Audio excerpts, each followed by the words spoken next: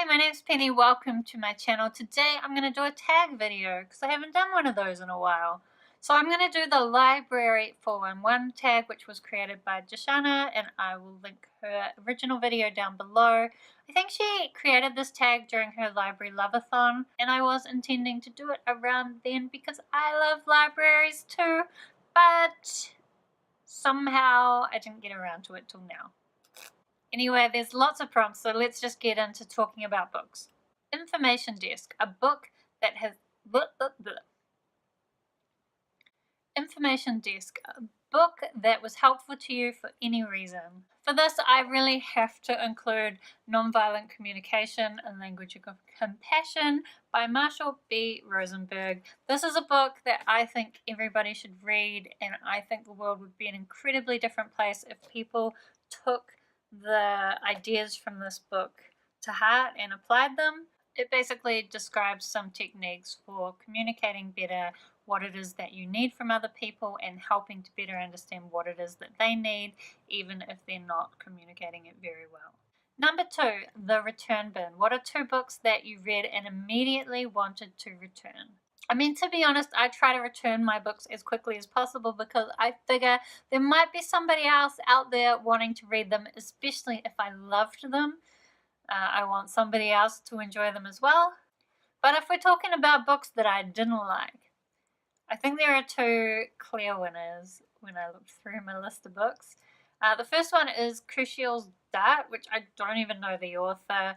And I can't be bothered looking it up because who cares about that book? I'll probably put something here. I might care later enough to do that. Kushiel's Dart was lent to me by a colleague, and it really changed my opinion of her, to be honest. I couldn't stand it, and then actually I left that job, so I decided to give it back to her without finishing it. And I very rarely DNF books, but this was one that I just was happy to finish. Another book that I didn't really like was Passengers by Alexandra Bracken. I did read all of this, but I have DNF'd the series, although every now and then I remember that it's just a duology, and that part of me that's a completionist thinks, it's just one book, Penny. Maybe you could just read that one book and you'll have completed the series.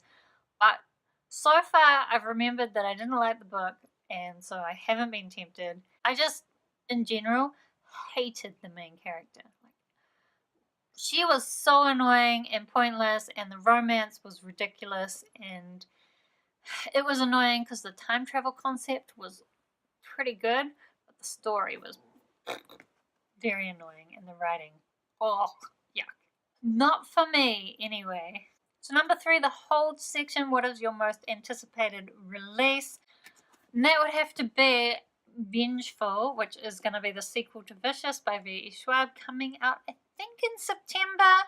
I'm also pretty hyped about the new covers that are coming out for Vicious to match the release of Vengeful. I'm having a bit of a bad time because I believe the US version of Vengeful is the one that I really like, but the UK version of Vicious is the one I really like. But then I've already got Vicious, and that's a completely different cover. Life is so hard. Anyway, Vengeful by V. Schwab. I'm so hyped. So hyped. Number 4, Community Classes and Study Rooms. A book you loved that it was a school assignment. So for this, I've got Ariel by Sylvia Plath. I did a lot of stuff in 6th form English around Ariel, and I really loved it. I recently bought this beautiful copy to reread it, but I have been struggling to find the time to read poetry because I feel like you need to be in a particular frame of mind to really enjoy poetry, and I have been struggling to find that frame of mind. I do miss my school days when I just mucked around the school campus and read poetry and wrote poetry, and gosh, those were the good old days. Number 5 is computers. So it says either a modern classic you love or a sci-fi. I'm going to go with sci-fi because I am so much more into sci-fi than classics. And I have chosen Dark Matter by Blake Crouch, which was one of my favorite books of last year. If you don't know, it follows a guy called Jason who gets kidnapped and then wakes up in a family like his own, but not quite, and it really investigates the possibilities of your life and how you go down a particular path. And if you haven't read it, I highly recommend it. Number 6, DVD rentals, a book you wish would be adapted into a movie or a TV series. For this, I would definitely go with the Kate Daniels series by Ilona Andrews. This is the 9th book, Magic Binds. I personally think this would make a great TV series, not a movie, but a TV series, just because so much happens in every episode, and it's also every book is a mystery, and I think mysteries work really well in TV series. You could slowly reveal stuff like it is in the book, and I just think this would be great. Number 7, library book sale, a random book you picked up without knowing anything about. For this, I would go with White Cat by Holly Black. I bought this from a book fair purely because it had a cat on the cover, and I did think, oh yeah, Holly Black, she's a good author, isn't she? But at the time, I hadn't read anything by Holly Black, so I wasn't particularly a fan. It was really just about the cat, which, I mean, that is a great book buying decision right there, because this was one of my favorite books. And it also has like this really interesting magic system where people are basically curse workers, and there's like 9 different kinds of curse workers, but most are activated through people's hands, and so people are expected to wear gloves so that their magic is in control. Our main character is part of this criminal family, and they have found ways to get around the gloves, like put little holes in so they can still do magic through the gloves. And our main character is trying to get out of the criminal life, but not succeeding particularly well. So number 8 is Teen Room or Youth Room. Favorite YA or book you read as a kid.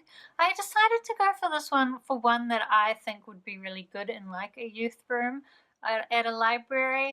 And it's also one that I read in high school, and I think it had a really big impact on me at the time. And I do actually want to go back and read it.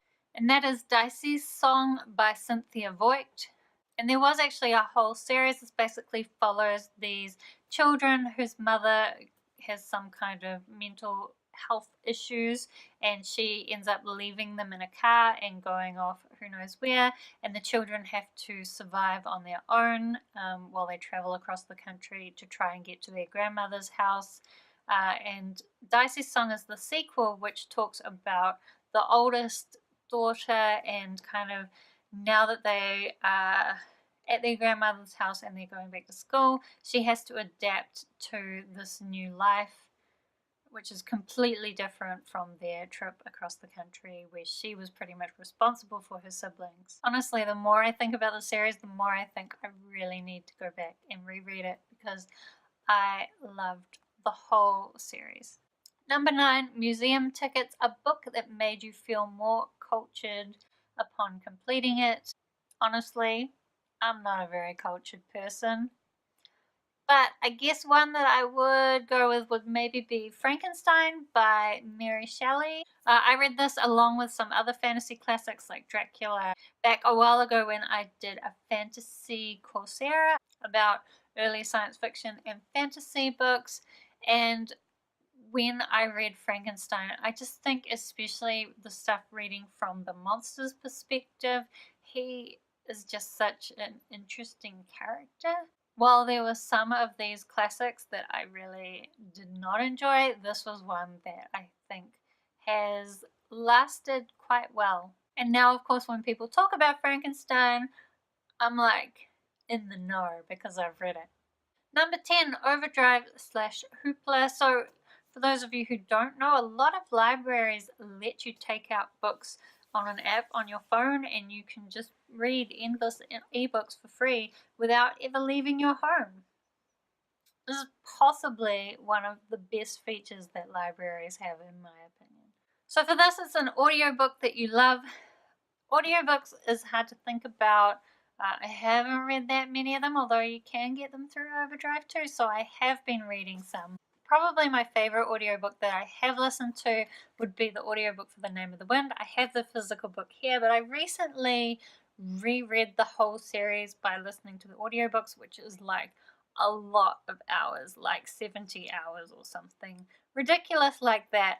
But The narrator does an amazing job, and this story is so good, and I think Patrick Rothfuss's writing style really suits the audiobook format. So especially if you're feeling a little bit intimidated by the size of these books, you might want to have a listen to the audiobooks. Of course, they are very long audiobooks, but because you can listen to them while you're doing other things, like during your commute or during your housework, it's not so bad that they're long. And I think that these books are good enough that if they were shorter, you would be annoyed that they were over so quickly.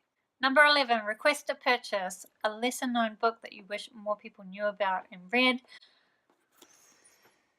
I always talk about this book series. I love Kate Daniels' series. I think Ilona Andrews is amazing.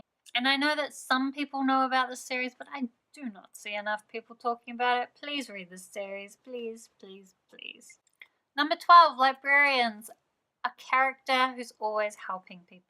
So the first character I thought of for this prompt is Jin Blanco from the Elemental Assassin series. So Jin Blanco is an assassin known as the Spider, which might make you think, no, she's killing people. That's very different from helping people, but it's not.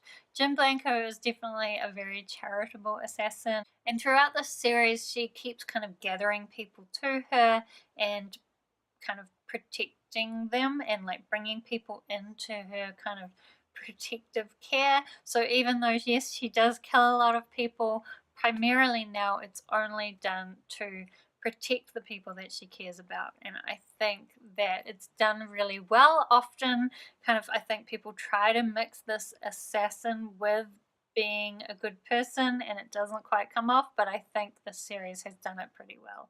So the last prompt is Sanctuary, a book that is your safety net or like a home to you or helped you through a rough time.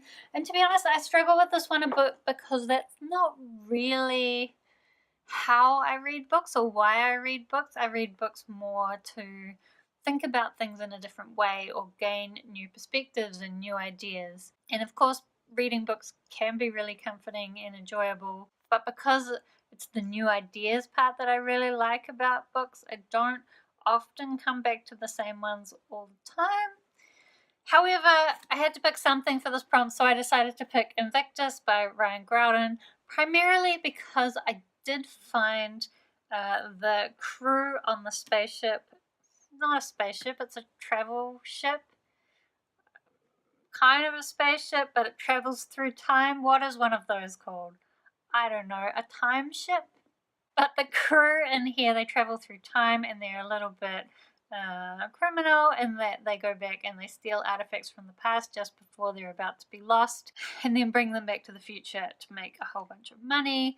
But the crew is so lovely and such like a family, and I really, even though I will admit that it is a little bit slow and in parts of the story and there's some bits that don't really make sense, I do really wish this had been a series and we got to see a lot of their heists, whereas here it's just kind of skimmed over and into the main storyline. But I wish there had been more just hanging out with the crew and seeing their adventures, because what there was in this book I really enjoyed, and I do think at some point I will read this again just to hang out with my team. So that was the Library 411 tag. I hope you found it interesting, and if you want to ask any questions about the books that I mentioned, let me know down in the comments. I'd love to talk about them. And also, I don't think I really said in the beginning, but all of these prompts are like aspects of libraries. So if you're not really familiar with libraries, especially modern libraries, then do be aware that they have so many services and they help so many people solve their problems in terms of finding information or getting entertainment. So although I know some people like to believe that libraries are obsolete now that we have the internet, be aware that libraries are the only place that some people can access the internet, and that even if you have access to the internet, that doesn't mean you can find the information that you need. And libraries can help you with that. So libraries do a huge service to our communities and our world, and I think it's really important to appreciate that and support that where you can. So go visit your local library, Have a great day. Thank you for watching, and I'll see you next time.